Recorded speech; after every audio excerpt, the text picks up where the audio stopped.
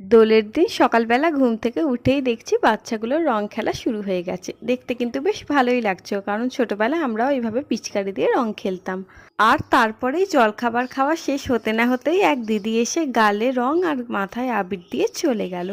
এই অবধি তো সব ঠিকই ছিল, কিন্তু দ্বিতীয়বার রং খেলার পরে নিজেই নিজেকে দেখে চমকে গেছিলাম। আর তারপর পিতুলকে দুটো আবিরের টিপ দিয়ে দিয়েছিলাম ওকে নিয়ে একটু সেলফি তুলবো বলে।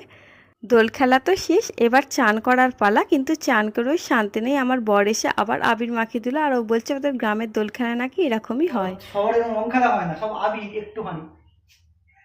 আমাদের গ্রামে এই যে মুখে এরপর দুপুরবেলা ভাত খেয়ে নিলাম। আজকে হয়েছিল আমাদের নিরামিষ মুগের ডাল আর তার সাথে আলু ভাজা। সন্ধ্যেবেলা নারকেল দিয়ে খেয়েছিলাম মুড়ি।